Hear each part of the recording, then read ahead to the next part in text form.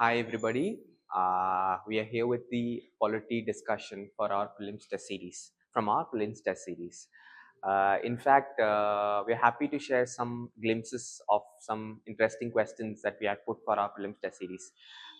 കുറച്ച് നല്ല ഇൻട്രസ്റ്റിംഗ് ആയിട്ടുള്ള questions based on the pattern കഴിഞ്ഞ വർഷം നമ്മൾ കണ്ട കുറച്ച് പാറ്റേണിനെ ബേസ് ചെയ്തിട്ട് നമ്മൾ സെറ്റ് ചെയ്തിട്ടുണ്ടായിരുന്നു. പിന്നെ പ്രീവിയസ് ഇയർ ക്വസ്റ്റ്യൻസിൻ്റെ ഒക്കെ ഇൻസ്പിറേഷനിൽ എങ്ങനെയാണ് ഒരു പുതിയ ടൈപ്പ് ക്വസ്റ്റ്യൻ ആണ് നമ്മൾ ഇൻട്രൊഡ്യൂസ് ചെയ്യാൻ ശ്രമിക്കുന്നത്. നമ്മൾ കഴിഞ്ഞ എക്കണോമിയുടെ കേസിൽ നമ്മൾ കണ്ടിട്ടുണ്ടാവും ഫിസിക്കൽ ഡെഫിസിറ്റ്, പ്രൈമറി ഡെഫിസിറ്റ് ഒക്കെ കാൽക്കുലേറ്റ് ചെയ്യാൻ പറഞ്ഞുകൊണ്ട് കോൺസെപ്റ്റിന്റെ ന്യൂമറിക്കൽ ആപ്ലിക്കേഷൻ, ന്യൂമറിക്കൽ എന്നൊന്നും പറഞ്ഞുകൂടാ, എന്നാലൊരു പ്ലസ് ഓർ മൈനസ് ചെയ്യുന്ന ഒരു കാര്യം ആയതുകൊണ്ട് ജനറലി എന്താണ് ഒരു ആപ്ലിക്കേഷൻ ലെവൽ ക്വസ്റ്റ്യൻ നമ്മൾ എന്ത് ചെയ്യുന്നുണ്ട് കണ്ടിട്ടുണ്ടായിരുന്നു. അപ്പൊ സിമിലർലി നമ്മുടെ ടെസ്റ്റിലെ ഫസ്റ്റ് ക്വസ്റ്റ്യൻ നമ്മൾ സെറ്റ് ചെയ്തിട്ടുണ്ടായിരുന്നത് ആ ഒരു ആസ്പെക്ട് നിന്നുകൊണ്ടാണ്. അപ്പൊ നമ്മൾ ഈ ക്വസ്റ്റ്യൻ എന്താണ് ചോദിക്കാൻ ശ്രമിക്കുന്നത് നമുക്ക് ജസ്റ്റ് നോക്കാം. ഓക്കെ, ശേഷം നിങ്ങൾ ആ വീഡിയോ ഒന്ന് പോസ് ചെയ്തിട്ട് നിങ്ങൾക്ക് അതിന്റെ ക്വസ്റ്റ്യൻ ഉത്തരം കിട്ടുന്നുണ്ടോ എന്ന് ജസ്റ്റ് നോക്കാം. അല്ലെങ്കിൽ നിങ്ങൾ കമന്റ് ചെയ്താലും നമുക്ക് എന്ത് ചെയ്യാം, നിങ്ങൾക്ക് എവിടെ തെറ്റിപ്പോയെന്നുണ്ടെങ്കിൽ നമുക്ക് എന്ത് ചെയ്യാം, അതൊന്ന് by the use of comments നമുക്ക് എന്ത് ചെയ്യാം, നമുക്ക് അതൊന്ന് തിരുത്താൻ നമുക്ക് ശ്രമിക്കാം, അല്ലെങ്കിൽ നമുക്ക് ഹെൽപ്പ് ചെയ്യാൻ നമുക്ക് ശ്രമിക്കാം. നോക്കാം.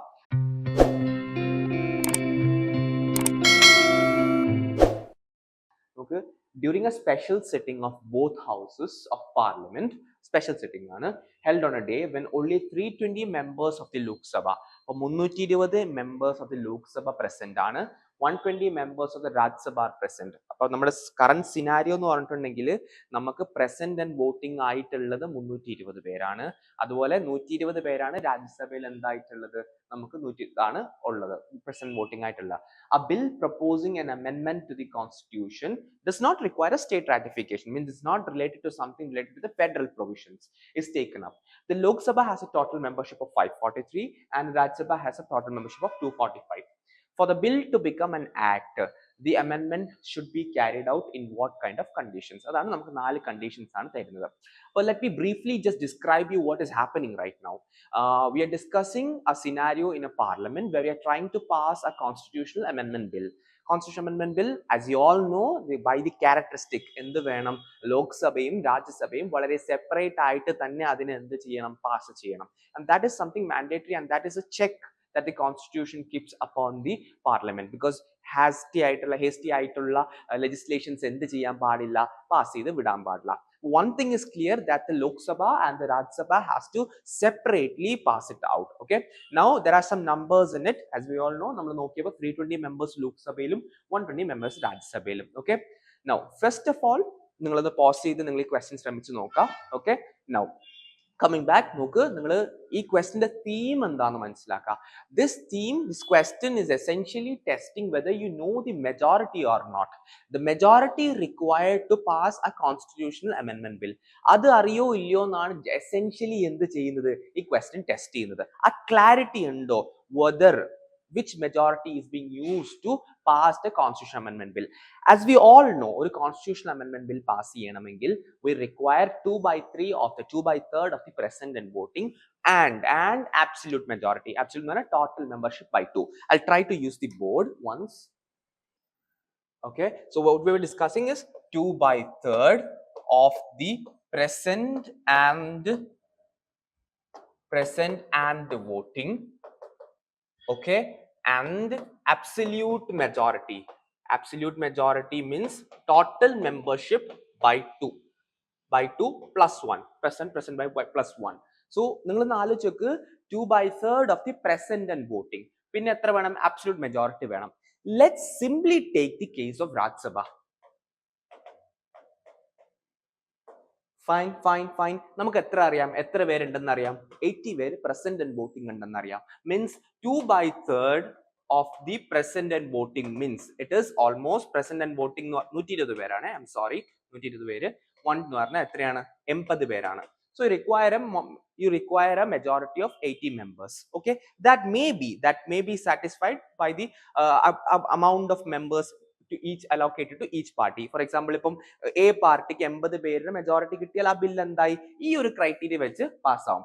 But take care, there is another criteria, absolute majority. Means total membership by 2 plus 1 has to be also satisfied, or the highest of the same or highest of this has to be satisfied. Means, see, Total membership of Rajya Sabha is 245. 245 by 2 plus 1 means almost 123 has to be present. 123 people has to support the bill to get the bill passed. So conceptually നോക്ക് നമ്മുടെ കയ്യിൽ രാജ്യസഭയിൽ എത്ര മെമ്പേഴ്സേ ഉള്ളൂ? 120 മെമ്പേഴ്സേ present and voting ഉള്ളൂ.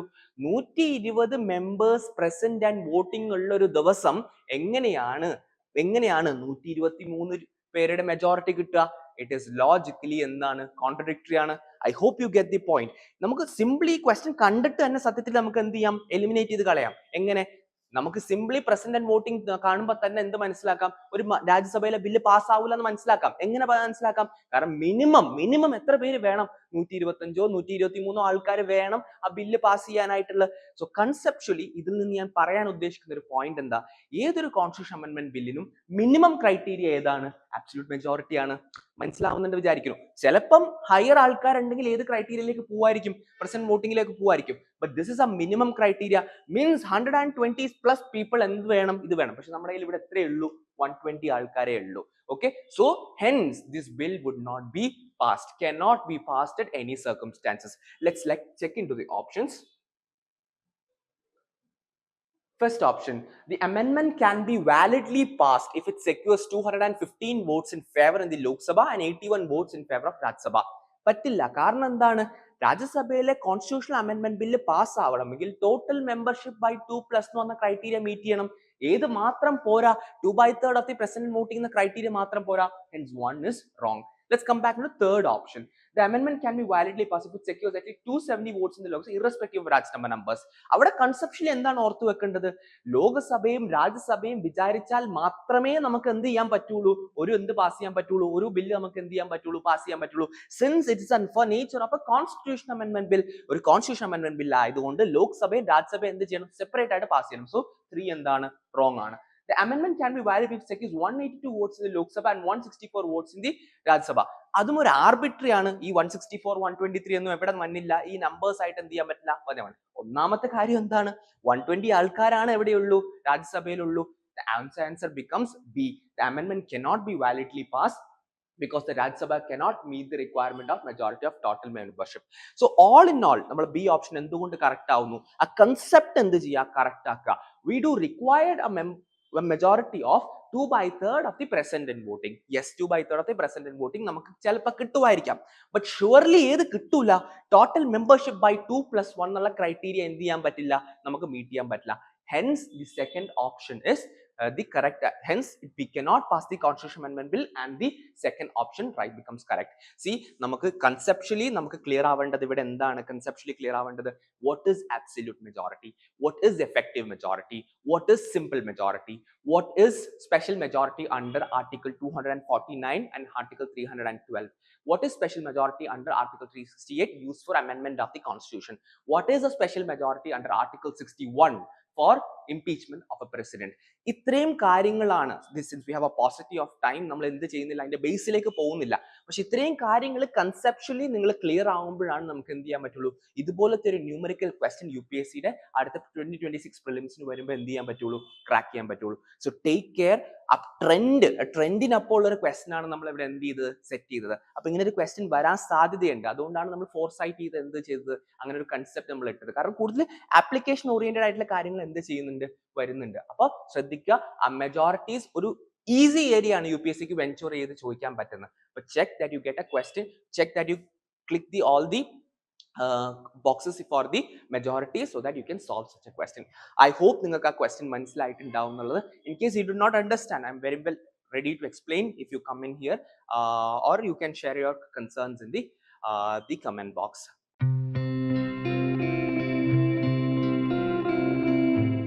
We'll go to the second question. A similar question we have set up, okay, in a different context. ഇന്ന് നോക്കുക, a state assembly has 200 members, 200 members ഉള്ള state assembly, an imaginary state assembly. Party X originally has 90 MLAs. ഒരു പാർട്ടിക്ക് 90 MLAs ഉണ്ട്. Mid term 60 MLAs, 60 MLA Mar എന്ത് ചെയ്യുന്നു? They publicly declare they will merge their legislative party with Y. അതായത് party എക്സിലുള്ള 90 മെമ്പേഴ്സിൽ 60 members എന്ത് ചെയ്യുന്നു, വേറൊരു പാർട്ടിയിലേക്ക് പോയി എന്ത് ചെയ്യുന്നു, ചേരുന്നു. 60 മെമ്പേഴ്സ് വേറൊരു പാർട്ടിയിലേക്ക് പോയി ചേരുന്നു. The remaining of the party members of party X announced that the opposition announced their opposition and urged the speaker to disqualify 60 MLAs under the anti-defection law. അപ്പോൾ നമ്മുടെ സിനാരിയോ ഞാൻ ഒന്നും കൂടെ പറയാം. നമുക്ക് മൊത്തം 90 MLA-മാരുണ്ട്. 90 MLAs-ൽ 60 MLAs പാർട്ടി മാറി വേറൊരു പാർട്ടിയിലേക്ക് പോയി, വേറെ പാർട്ടിയായിട്ട് മെർജ് ചെയ്തു. ബാക്കിയുള്ള 30 പേർക്ക് എന്തില്ല, ഇത് ഇഷ്ടപ്പെട്ടില്ല. അവരെന്ത് ചെയ്യുന്നു, സ്പീക്കറിനോട് ആവശ്യപ്പെടുന്നു, remove them under the anti defection law. Scenario correct ആയിട്ടുണ്ടാവുമല്ലോ. Okay, now the question is interesting question ആണ്. Can the 60 MLAs successfully claim protection from defection under 10 schedule? 10 scheduled അണ്ടറിൽ അവർക്ക് ഒരു എന്തെങ്കിലും ലൂപ്പ് ഹോൾ ഉണ്ടോ ഇല്ലയോ എന്നാണ് എന്ത് ചെയ്യുന്നത്, ക്വസ്റ്റ്യൻ ടെസ്റ്റ് ചെയ്യുന്നത്. Question as it is very simple ആണ്. നമ്മളൊരു ഹൈപ്പോത്തറ്റിക്കൽ സിനാരിയോ ഒക്കെ ഉണ്ടാക്കിയിട്ട് നമ്മളൊരു ന്യൂമറിക്കൽ ഫോമിലേക്ക് ആക്കിയെന്ന് മാത്രമേ ഉള്ളൂ. ദ ക്വസ്റ്റ്യൻ എസെൻഷ്യലി എന്ത് ടെസ്റ്റ് ചെയ്യാൻ ശ്രമിക്കുന്നു, ആന്റി ഡിഫെക്ഷൻ അറിയോ ഇല്ലയോ, കൂറുമാറൽ നിയമം അറിയോ ഇല്ലയോ എന്നാണ് എന്ത് ചെയ്യാൻ ശ്രമിക്കുന്നത്, ടെസ്റ്റ് ചെയ്യാൻ ശ്രമിക്കുന്നത്. എസെൻഷ്യലി നമ്മളിവിടെ ഓപ്ഷൻസ് നോക്ക്. Yes, they are protected because the required threshold for a valid merger has been met. They may potentially be not disqualified. എന്തുകൊണ്ടാണ്? 2/3 മെർജർ ക്ലോസ് എന്താണ്, 91st കോൺസ്റ്റിറ്റ്യൂഷൻ അമെൻമെന്റ് ആക്ട് പ്രകാരം വന്ന 2/3 മെർജർ ക്ലോസ് പ്രകാരം ഇവർക്ക് എന്ത് കിട്ടും, ഒരു പ്രൊട്ടക്ഷൻ കിട്ടാം. അതായത് നോക്ക്, 90യുടെ 2/3 ആണ് ഇത് 60. സോ 60 പീപ്പിൾ കൂർമാറി വേറെ സ്ഥലത്ത് മെർജ് ആയാൽ എന്താണ്, നമുക്ക് സ്വാഭാവികമായിട്ട് ഒരു പ്രൊട്ടക്ഷൻ കിട്ടാനുള്ള സാധ്യതയുണ്ട്. ആ വെരി സിമ്പിൾ കോണ്ടെക്സ്റ്റിനെയാണ് നമ്മൾ എന്ത് ചെയ്തത്, കോണ്ടെക്സ്റ്റലൈസ് ചെയ്തത്. ഒരു ആപ്ലിക്കേഷൻ ലെവലിലേക്ക് നമ്മൾ എന്ത് ചെയ്ത് ഡെവലപ്പ് ചെയ്ത്. അപ്പൊ ഇതിന് നമ്മൾ കാർഡിനലി പഠിക്കുക എന്താണ്, there is an exception to the anti defection law. One anti defection law ഇതെന്താണ്, 2/3 ഓഫ് ദി മെർജർ ആണെങ്കിൽ, മുമ്പ് 91st കോൺസ്റ്റിറ്റ്യൂഷൻ അമെൻമെന്റ് ആക്ടിന് മുമ്പ് സ്പ്ലിറ്റ് ആയിരുന്നു. It was amended to become a merger. 2/3 of the merger, 2/3 merger ചെയ്തിട്ടുണ്ടെങ്കിൽ എന്താണ്, you could possibly claim that you cannot be disqualified under 10th schedule. വേറെയും disqualification defect ആ disqualification ക്രൈറ്റീരിയയിൽ നിന്ന് രക്ഷപ്പെടാം. എങ്ങനെയാണ്, സ്വന്തം പാർട്ടി നമ്മളെ കോണ്ടോൺ ചെയ്യുകയാണെങ്കിൽ 15 ഡേയ്സിനുള്ളിൽ. That's what we are talking about. We are talking about the merger clause. So hence എന്താണ്, പ്രൊട്ടക്റ്റഡ് ആണ്. Why 2 is wrong? Yes, they are protected because simple majority of the whole assembly supports merger. Absolutely എന്താണ്, absurd ആണ്. ഒരു മെർജറിനെ ആര് support ചെയ്യുന്നു, whole assembly support ചെയ്യുന്നു. ഒരു option ഉണ്ടാക്കാൻ വേണ്ടിയിട്ട് അവർ എന്ത് ചെയ്യാണ്, ഒരു ബെയ്റ്റ് ഇട്ട് തരികയാണ്. നിങ്ങൾ അതിൽ സിമ്പിൾ മെജോറിറ്റിയിൽ പാസ് ആവോ ഇല്ലയോ എന്ന് അറിയുന്ന ഒരു ബെയ്റ്റ് ആണ്. അത് തെറ്റാണ്.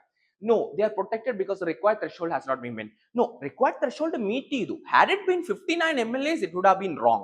Now it is 60 MLAs. The 2/3 merger എന്താണ്, പോസിബിൾ ആണ്. Hence യെസ് ആണ് ഉത്തരം. ഇതായിട്ട് വരിക നോ അല്ല. They are not protected because applies only if original party dissolves. അങ്ങനെയുള്ള ക്രൈറ്റീരിയാസ് ഒന്നും എന്ത് ചെയ്യുന്നില്ല, കോൺസ്റ്റിറ്റ്യൂഷൻ പറയുന്നില്ല. Under 10th schedule 52nd constitution അമെൻമെന്റ് ആക്ട് ആന്റി ഡിഫെക്ഷൻ ആയിട്ട് ബന്ധപ്പെട്ട് എന്ത് പറയുന്നു, ഒരു ക്ലോസ് എന്താണ്, if you have a 2/3 merger, നിങ്ങൾക്ക് എന്ത് ചെയ്യാം, 2/3 മെർജർ ആണെങ്കിൽ നിങ്ങൾക്ക് എന്ത് ചെയ്യാം, അതിൽ നിന്ന് പരിരക്ഷ കിട്ടാം. അതായത് നിങ്ങൾക്ക് ഡിസ്ക്വാളിഫൈഡ് ആവാതെ രക്ഷപ്പെടാം എന്നുള്ളൊരു ലൂപ്പ് ഹോൾ എന്തുണ്ട് അതിന്റെ അകത്തുണ്ട്. ലൂപ്പ് ഹോൾ അല്ല, കോൺസ്റ്റിറ്റ്യൂഷണലി ഗ്യാരണ്ടീഡ് ആയിട്ടുള്ള ഒരു സാധനമാണ്. എന്ത് ചെയ്യുന്നു, കൊടുക്കുന്നുണ്ട്. സോ എന്താണ്, യെസ് 1A ആണ് ഉത്തരം വരിക.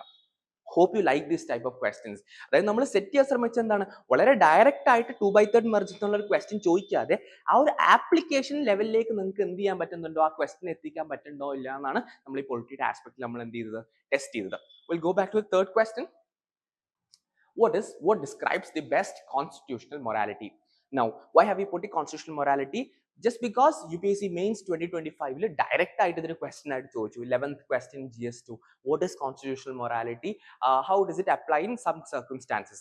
അപ്പോൾ നമുക്കൊന്ന് അറിഞ്ഞു വെക്കണം എന്താണ് കോൺസ്റ്റിറ്റ്യൂഷണൽ മൊറാലിറ്റി എക്സെൻഷ്യലി എന്നുള്ളത്. ഓക്കെ, എന്താണ് കോൺസ്റ്റിറ്റ്യൂഷണൽ മൊറാലിറ്റി കൊണ്ട് നമ്മൾ ഉദ്ദേശിക്കുക? കോൺസ്റ്റിറ്റ്യൂഷണൽ മൊറാലിറ്റി എന്ന് പറയുമ്പോഴത്തേക്കും അറ്റ്മോസ്റ്റ് ആയിട്ടുള്ള റെഫറൻസ് എന്തിനോട്, വാല്യൂസ് ഓഫ് ദ കോൺസ്റ്റിറ്റ്യൂഷനോട്. ഓക്കെ, അപ്പോൾ അതിൽ ഒരുപാട് ആൾക്കാർ ഒരുപാട് ഡെഫിനേഷൻ പറഞ്ഞു. കോൺസ്റ്റിറ്റ്യൂഷൻ പറയുന്ന വാല്യൂസിനോട് നമ്മൾ കാണിക്കുന്ന ഏറ്റവും ബെസ്റ്റ് ആയിട്ടുള്ള സിസ്റ്റം അല്ലെങ്കിൽ വാല്യൂ സിസ്റ്റം ആണ് നമ്മൾ എന്ത് പറയാ, കോൺസ്റ്റിറ്റ്യൂഷണൽ മൊറാലിറ്റി എന്ന് പറയാം. ഒരു രാജ്യത്തുള്ള എല്ലാ ഫംഗ്ഷണറിറ്റും, be the legislative, be the executive, be the judiciary, be the citizen, when they uphold the values of the constitution, we call it to be a constitutional morality. അപ്പോൾ അതാണ് നമ്മൾ ജനറലി കോൺസ്റ്റിറ്റ്യൂഷണൽ മൊറാലിറ്റിയും കൊണ്ട് നമ്മൾ എന്ത് ചെയ്യാൻ ഉദ്ദേശിക്കാം.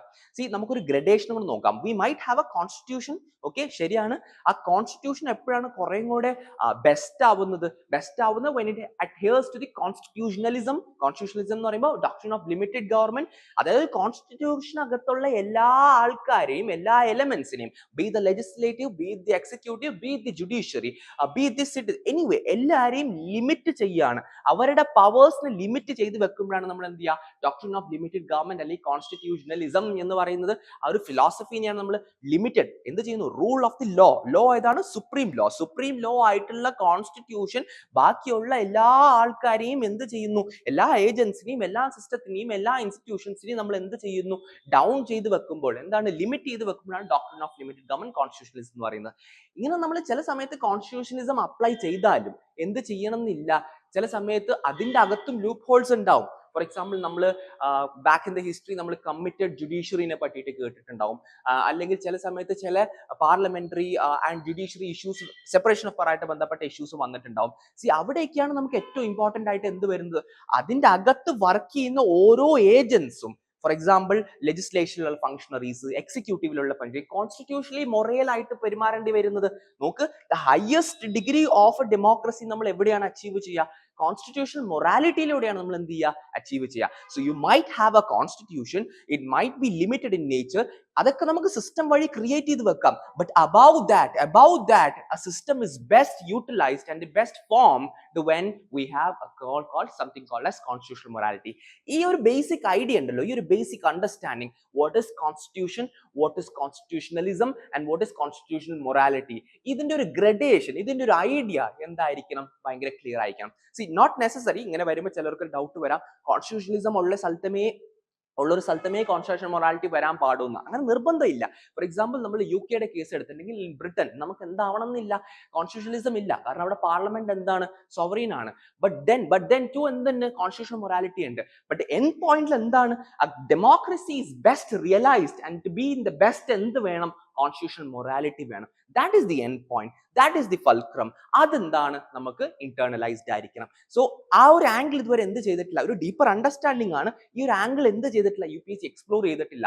So the connection between the constitution, the constitutionalism and the constitutional morality, ഈ ഒരു level thought process എന്ത് ചെയ്യുക, ഇതിൽ നിന്ന് ഡെവലപ്പ് ചെയ്യുക. നോക്ക്, ഇതിന്റെ അർത്ഥം കോൺസ്റ്റിറ്റ്യൂഷണൽ മൊറാലിറ്റി ഏതാണെന്ന് ചോദിക്കുമ്പോഴത്തേക്കും an active commitment by the state institutions and citizens to uphold the constitution's foundational principles and requiring corrective judicial review against majoritarian institutional origin. അതായത് കോൺസ്റ്റിറ്റ്യൂഷൻ അപ്ഹോൾഡ് ചെയ്യാൻ വേണ്ടി അതിന്റെ അകത്തുള്ള ഏജൻസ് എല്ലാവരും കൂടെ എന്ത് ചെയ്യാണ്, ഒത്തുപിടിക്കുകയാണ്. അതാണ് എന്ത് എസെൻഷ്യലി നമ്മൾ മലയാളത്തിലൊക്കെ പറയുമ്പോൾ കോൺസ്റ്റിറ്റ്യൂഷണൽ മൊറാലിറ്റിയും കൊണ്ട് നമ്മൾ ഉദ്ദേശിക്കുക. ഓക്കെ, ഫണ്ടമെന്റലി ഈ ഒരു ക്വസ്റ്റൻ ഇടുമ്പോൾ നമ്മൾ ഇൻസ്പിറേഷൻ ഇത് തന്നെയാണോ, students have to have a clear understanding on what is a constitution, how a constitution becomes in the constitutionalism and how it is best performed under constitutional morality. Hope ഈ ചെറിയൊരു idea ചെറിയൊരു സമയത്തിന്റെ ഉള്ളിൽ എനിക്ക് convey ചെയ്യാൻ പറ്റിയെന്ന് ഞാൻ വിചാരിക്കുന്നു. ഓക്കെ, ഇൻ കേസ് ഇനി ഡൗട്ട് ഉണ്ടെങ്കിൽ നിങ്ങൾ എന്ത് ചെയ്യുക, കോൺടാക്ട് ചെയ്യുക. ഇതാണ് നമ്മൾ കോൺസ്റ്റിറ്റ്യൂഷൻ, കോൺസ്റ്റിറ്റ്യൂഷണലിസം, കോൺസ്റ്റിറ്റ്യൂഷൻ മൊറാലിറ്റി കൊണ്ട് ഉദ്ദേശിക്കുക. അപ്പൊ നമ്മളെ ഫസ്റ്റ് 3 ക്വസ്റ്റ്യൻ എന്ന് പറഞ്ഞാൽ ജനറലി എന്താണ്, ഇത്തിരി നമ്മളൊരു നെക്സ്റ്റ് ലെവലിലേക്ക് പിടിച്ചുകൊണ്ടാണ് നമ്മൾ എന്ത് ചെയ്തിട്ട് ഒരു മെജോറിറ്റി ആയിട്ട് ബന്ധപ്പെട്ട ക്വസ്റ്റ്യൻസ്, പിന്നെ കോൺസ്റ്റിറ്റ്യൂഷൻ മൊറാലിറ്റി ആയിട്ട് ബന്ധപ്പെട്ട ഒരു മേജർ ആയിട്ട് ബന്ധപ്പെട്ട ക്വസ്റ്റ്യൻ. 4ാമത്തെ ക്വസ്റ്റ്യൻ കുറെ കൂടെ എളുപ്പമാണ്, നോക്കുക.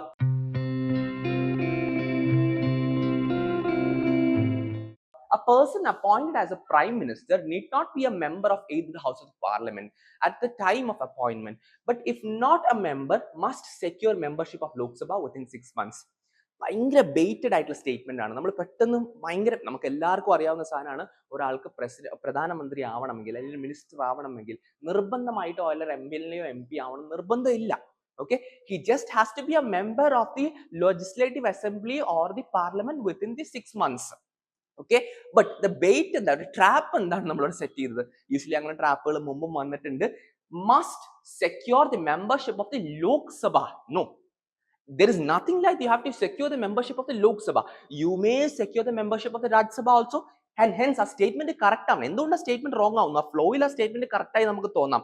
But must secure the membership of Lok Sabha അല്ല, must secure membership of parliament. ശരിയാവണമെങ്കിൽ അത് പാർലമെന്റ് ആണ്. ലോക്സഭയുടെ എടുക്കണം എന്തില്ല, ഒരു നിർബന്ധമില്ല. So first statement is 98% correct. Only for one fact, എന്താണ്, must secure the membership of the parliament rather than the Lok Sabha. So first statement wrongs. Second statement is the Constitution of India does not mandate that a person must first demonstrate majority support in the Lok Sabha before being appointed as A prime minister. അങ്ങനെ constitution ഒരു situation ഡിസ്ക്രിപ്ഷനിൽ വന്നൊരു കാര്യത്തെ പറ്റിയിട്ട് എന്ത് ചെയ്യുന്നില്ല, detail ആയിട്ടുള്ള provision ഒന്നും പറയുന്നില്ല. Hence second statement is correct. The first statement is wrong, the second statement is correct. B ഒള്ളിയാണ് ഉത്തരം വരിക. സി നൗ ഈ ക്വസ്റ്റൻ ഇട്ടതിന്റെ ഒരു ഇൻസ്പിറേഷൻ എന്താണ്?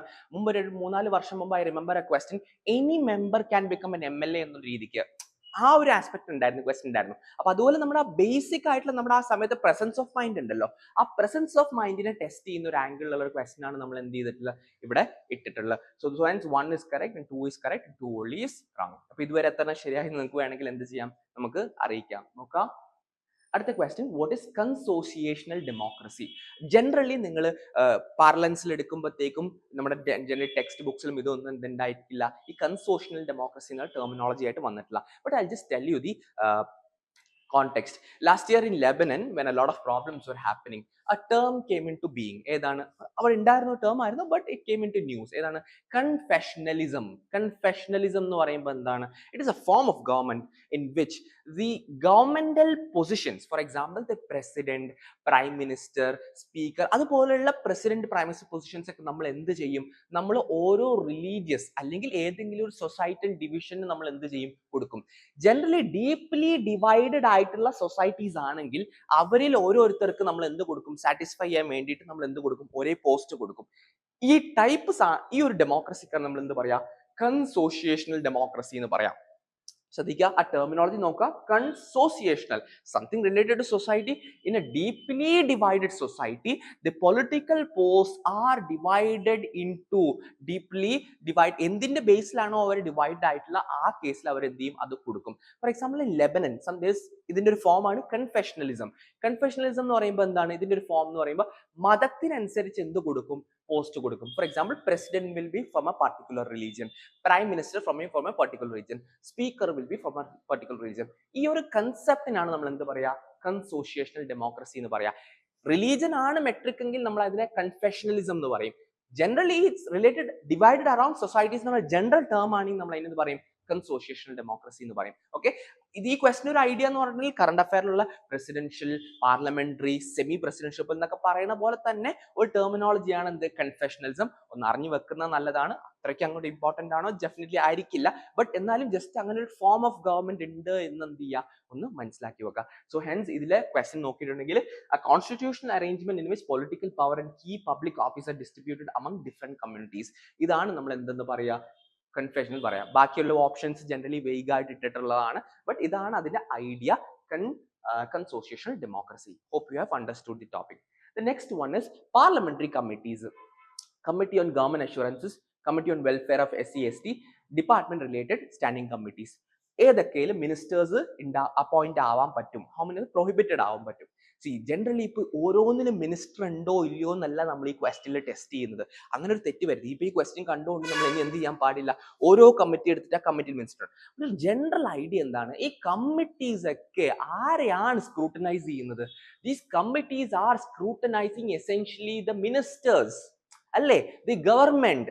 ദ പാർലമെന്ററി അക്കൗണ്ടബിലിറ്റി എന്താണ്, എങ്ങനെയാണ് എക്സിക്യൂട്ടീവിനെ ടോസിൽ ചെക്കിൽ നിർത്തുക എന്നുള്ളതാണ്. അതിനുള്ളൊരു മെക്കാനിസം ആണ് എന്ത്, കമ്മിറ്റീസ്. മനസ്സിലാവുന്നുണ്ടോ? അപ്പൊ ജനറലി നിങ്ങളൊന്ന് സെൻസിൽ എടുത്താൽ എന്താണ്, ഈ 3 കമ്മിറ്റീസിൽ ആരുണ്ടാവില്ല, മിനിസ്റ്റേഴ്സ് ഉണ്ടാവില്ല. ഹെൻസ് ഓൾ 3 ആണ്, only 3 ആണ് എന്ത് വരിക, ഉത്തരം വരിക. മനസ്സിലായി എന്ന് വിചാരിക്കുന്നു. നോക്ക്, ജനറലി നിങ്ങൾ ഓരോ കമ്മിറ്റിയിൽ ഉണ്ടോ ഇല്ലയോ എന്നല്ല ചെക്ക് ചെയ്യുക. ജനറലി കമ്മിറ്റീസ് ഒക്കെ ഉണ്ടാക്കുന്നത് to check the government and keep them in tow ആണ്. The parliament essentially under parliamentary form of government which emphasises on accountability wants to keep the executive under check. അതിനൊരു mechanism ആണ് എന്ത്, committee. And hence ഈ കമ്മിറ്റികളിലൊന്നും generally എന്ത് ഉണ്ടാവില്ല, ministers ഉണ്ടാവില്ല. അപ്പൊ അതാണ് നിങ്ങൾ ജനറലി എന്ത് ചെയ്യേണ്ടത്, ഇതിൽ നോട്ട് ചെയ്യണം. ഹെൻസ് ആ ലോജിക് പറയാൻ വേണ്ടിയിട്ടാണ് നമ്മൾ എന്ത് ചെയ്തത്, ഈ ക്വസ്റ്റൻ സെറ്റ് ചെയ്യേണ്ടത്. Hence 1, 2, 3, all three ministers are prohibited. Next ഒരു ഇൻട്രസ്റ്റിംഗ് ക്വസ്റ്റൻ ആണ്. Okay, now who among the following was the first woman chief justice of the Supreme Court of India? Okay, അപ്പൊ നമ്മൾ വളരെ സൊഫിസ്റ്റിക്കേറ്റഡ് ആയിട്ടുള്ള justice Anna Chandy, justice Fathima Beevi, justice Leila Seth, none of the above. Okay, generally അങ്ങനെ ഒരു question expect ചെയ്തുകൊണ്ടല്ല, പക്ഷെ generally നിങ്ങൾ അറിഞ്ഞു വെക്കണം എന്നുള്ളൊരു കാര്യം ഉള്ളതുകൊണ്ടാണ് നമ്മൾ ഈ എന്ത് ചെയ്തിട്ടുണ്ടായിരുന്നത്, ഈ പേപ്പറിൽ അത് നമ്മൾ ഈ ക്വസ്റ്റൻ ഇട്ടിട്ടുണ്ടായിരുന്നത്. In fact it is astonishing and it is, നമ്മൾ എങ്ങനെയാണ് പറയാ, നമ്മൾ ഒരുപാട് വിഷമത്തോടെയൊക്കെ നമ്മൾ പറയില്ലേ, ആ രീതിക്ക് നമ്മൾ പറയണം എന്താണ്, India never had A woman chief justice of India. Okay, we are set to have the first woman chief justice in couple of years, but till now നമുക്ക് എന്തുണ്ടായിട്ടില്ല, നമുക്കൊരു വുമൺ ചീഫ് ജസ്റ്റിസ്. ആ ഒരു ബേസിക് നോളജ് നിങ്ങൾക്ക് ഉണ്ടോ ഇല്ലയോ test ചെയ്യാൻ വേണ്ടിയിട്ടാണ് നമ്മൾ എന്ത് ചെയ്തത്, ഈ ഒരു ക്വസ്റ്റൻ ടെസ്റ്റ് ചെയ്തിട്ടുണ്ടായിരുന്നത്. So answer obviously becomes none of the above. Justice Anna Chandy is also famous related to a high court judge. Fatima Bibi is also an SC judge, but never a woman chief justice. She's only yet to come in the couple of years. I think it would be Justice B.V. Nagaratna. I'm not sure about it, but as far as I remember, it's Justice B.V. Nagaratna. So answer becomes none of the above. The last question for today becomes, the Rajya Sabha is a continuous body, is not subject to dissolution, even if the General Assembly leads to dissolution of the Lok Sabha. ശരിയല്ലേ? രാജ്യസഭയുടെ പ്രത്യേകത എന്താണ്? Vis-a-vis the Lok Sabha, the Rajya Sabha is a non-dissolvable body. Lok Sabha gets dissolved at every 5 years, but Rajya Sabha is not dissolved. And how does it ensure that it is not dissolved? How does it ensure its continuity? നോക്ക്, 1/3 of the members of the Rajya Sabha retire every 3 years as a part of the rotation system. Concept correct ആണ്. എന്താണ്? Rotation mechanism വഴിയാണ് ഇവർ എന്താവുന്നത്, continuous ആയിട്ടുള്ള എന്ത് maintain ചെയ്യുന്നത്, system maintain ചെയ്യുന്നത്. But a small mistake എന്താണ്, എവറി 2 years ആണ്. Okay, maybe some things are like that. നമ്മൾ മനസ്സിലുണ്ടാവും, നമ്മൾ ചിലപ്പോൾ കണ്ടാവും. This question was not actually to test your knowledge, but you need to be keen while doing questions. നിങ്ങൾ എന്ത് ചെയ്യാ, ശ്രദ്ധിക്കുക എന്താണ് ഇതിൽ. ആ സമയത്ത് ആ പ്രസൻസ് ഓഫ് മൈൻഡ് ഉണ്ടല്ലോ, നമ്മൾ നോക്കേണ്ടത് നോക്കി നമ്മൾ എന്ത് ചെയ്യുക, പിക്ക് ചെയ്യേണ്ടത്. അതിലാണ് നമ്മൾ എന്ത് മനസ്സിലാക്കേണ്ടത്, എവറി 2 years ആണ്, എന്നല്ല എവറി 3 years അല്ല, എവറി 2 yearsലാണ് നമ്മൾ എന്ത് ചെയ്യുന്നത്, റിട്ടയർമെന്റ് നടക്കുന്നത്. Hence the statement 2 is wrong and C, the statement 2 is incorrect, statement 1 is correct. C ആണ് എന്ത് വരിക, ഉത്തരം വരിക. Okay, these are some of the questions, some of the interesting questions that we put in our question paper for polity, and I was happy that many of them could crack it, many of them could not crack it. Our feedback കിട്ടിയപ്പോൾ ഞാൻ ഈ ഒരു question ഒരു public പ്ലാറ്റ്ഫോമിലൂടെ share ചെയ്യണം എന്നുള്ളത്, because there is a changing trend of application level questions നമ്മൾ എക്കണോമിയിൽ നമ്മൾ കണ്ടു. ഇൻഫാക്ട് ലാസ്റ്റ് 2 questions ഉണ്ടായിരുന്നു. അപ്പോൾ അതുകൊണ്ടാണ് നമ്മളും ഒരു പേപ്പറിൽ 2 questions ഇട്ടിട്ട് നമ്മൾ എന്ത് ചെയ്താൽ ഒന്ന് ടെസ്റ്റ് ചെയ്യാൻ ശ്രമിച്ചിട്ടുണ്ടായിരുന്നത്. Hope you all like this question. We'll further also come up with the discussion of such questions in the near future. Hope you're all liking it. Thank you, and Happy New Year.